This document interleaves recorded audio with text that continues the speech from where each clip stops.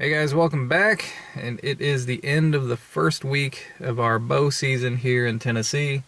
Opening weekend was incredibly hot. It was nearly 100 degrees, and today it has dropped down a good 30 degrees. So let's hope this little cold front's going to get all the deer moving. Even though it was really hot last weekend, I did see plenty of deer. It was just a cat and mouse game trying to get them within range and get a clear shot, and it just didn't happen. I didn't come home with a deer, so hopefully that's going to change today. So as far as the equipment that I'm using, I've got the SAS Siege compound bow. I'm shooting aluminum arrows, 2117s, and they are tipped with 125 grain new archery products, Thunderheads. So it's kind of a retro setup. It's pretty much the exact same setup that I had back in the 90s and early 2000s, but you know, it worked then, and it'll work again today. Well, if it has the opportunity to, anyway. So hopefully we're going to see some deer. I'm going to get out to the tree stand here as soon as possible, and we'll go from there. Stay tuned.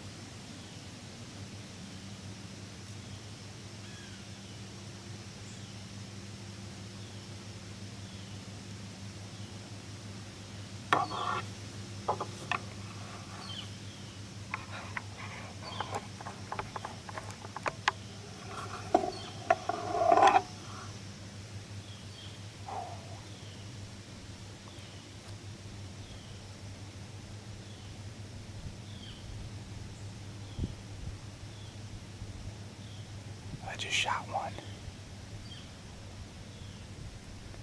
The arrow didn't pass through. I'm gonna give him some time. He looked like a decent buck, considering what I normally get. I mean, for most people, he's gonna be pretty small, but I'm shaking.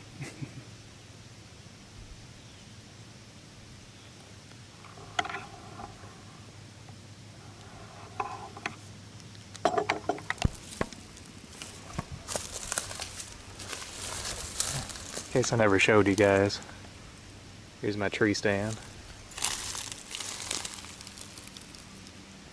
Summit Viper SD. It's been pretty good. So, this deer came out from behind me here. And I think I might have actually heard him crash. Let's move around and see if we can pick up the blood trail. It was not a pass-through shot, but if I'm lucky, I may have gotten 100% penetration there, you know, where the arrow is at least sticking out the opposite end of the deer. The shot placement looked really good.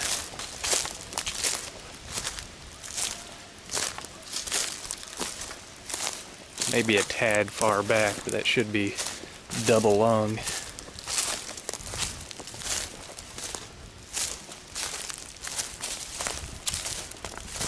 I've given him about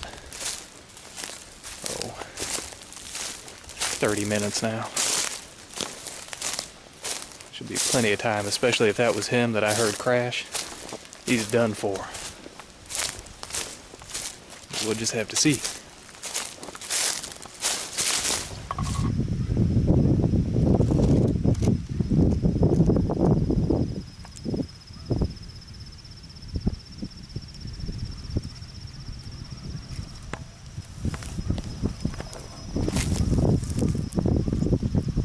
Some good looking blood there. Let me start marking it. He ran straight up this trail for a little ways.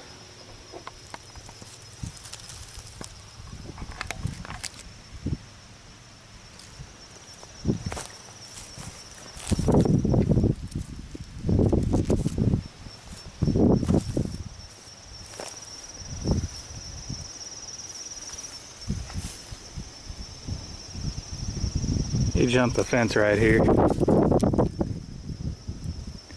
I can see some blood on the other side. That's a tall fence. He cleared it with no problem though.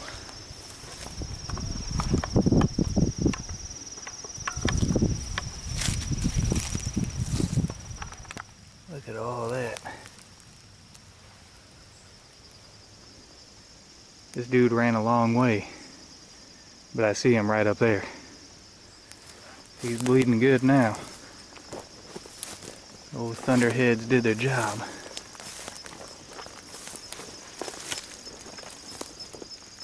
I thought I heard him crash in that area.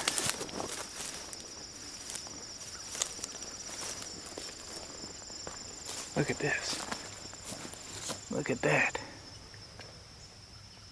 My goodness. Oh, that's a good sized buck for me. Oh man.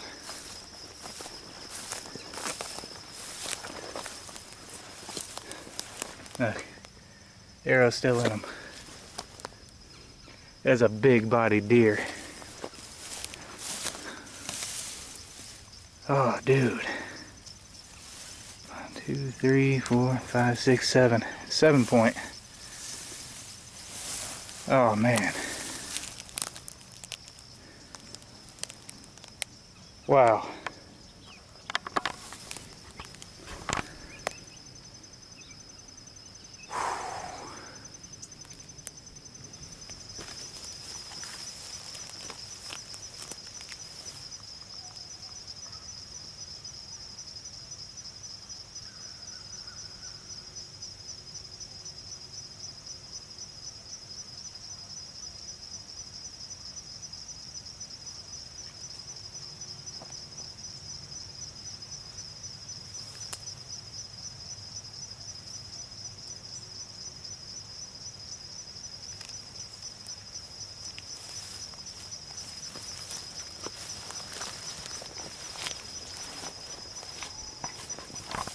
I just noticed this here, right behind his ear.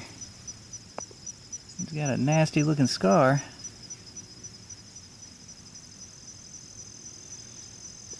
It looks like he's either been fighting, which it's really early in the season for that, or somebody else missed him.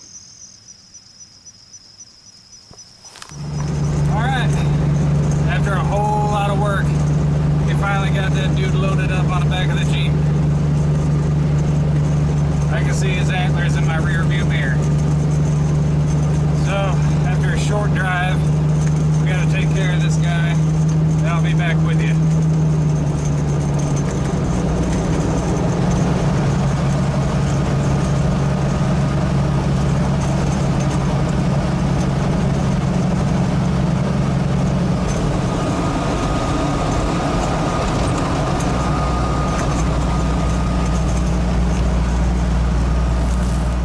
So I'm out here checking my trail cameras. I've got my SD card reader here. I got this one set up on a rub line. Now normally this early in the season, I don't think much of rub lines, because you see them, but a lot of times they're just not worth hunting over. And as you see, that's a pretty good rub there, and there's another one of equal size. But check this out. If I can get this to play for you, I'm not sure how well you'll be able to see it, but Look at that. That's a big buck.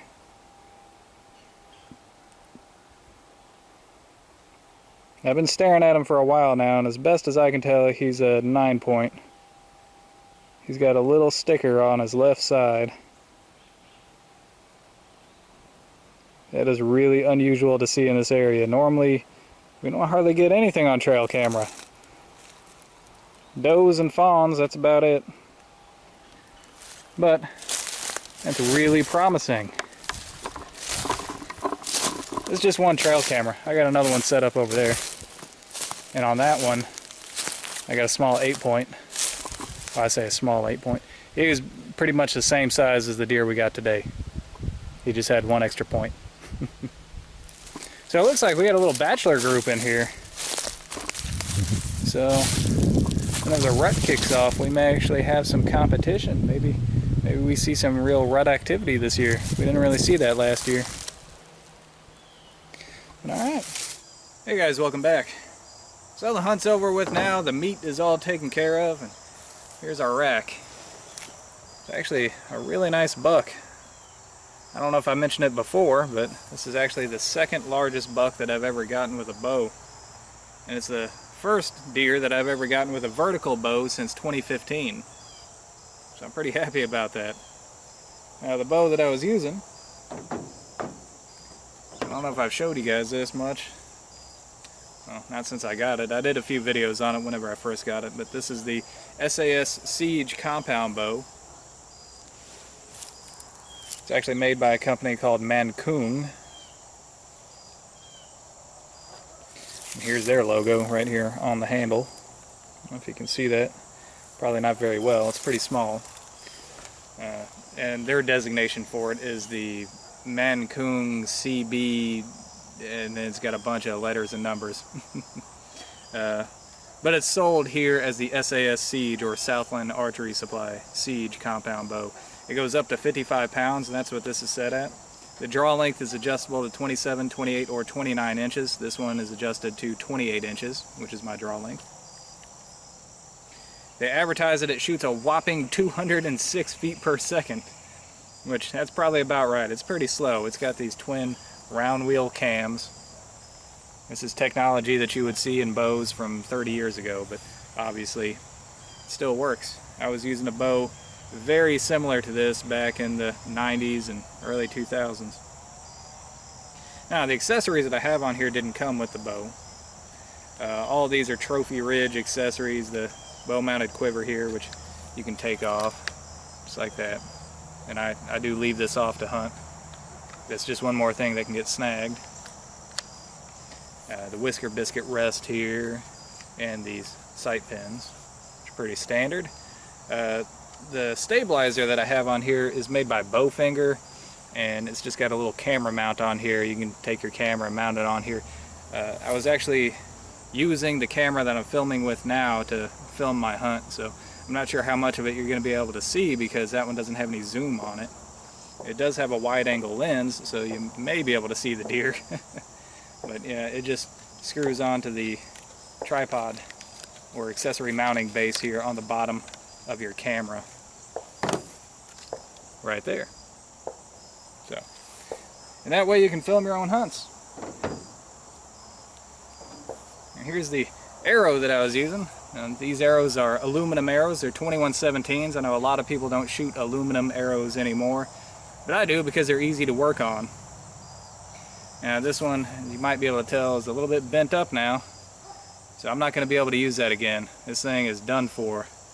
The broadhead is a 125 grain New Archery Products Thunderhead, and I've got replacement blades for that, so all I've got to do is clean that up and it'll be ready to go again, but I'll have to make up a new arrow to shoot it on. These are Easton Game Getters, which are on the cheaper end of the spectrum, even for aluminum arrows.